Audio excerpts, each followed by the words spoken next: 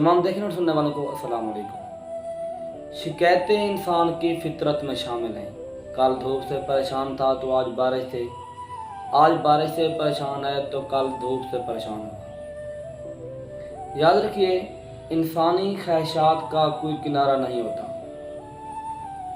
जब पाँव में जूते ना हों तो शिकायत होती है, और जब अलमारी जूतों से भर जाए तो फिर पसंद का एक जोड़ा भी नहीं मिलता।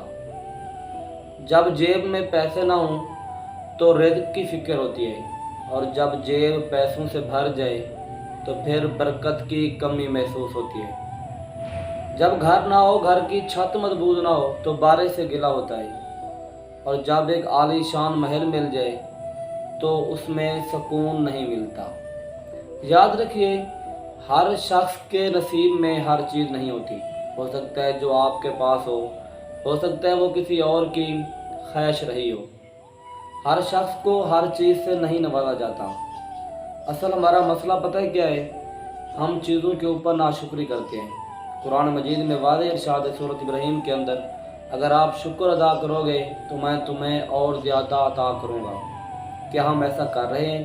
बिल्कुल भी नहीं। देखिए, जब हम नाशुक्री करते हैं तो हम एक ज़हनी डिप्रेशन में भी चले जाते हैं।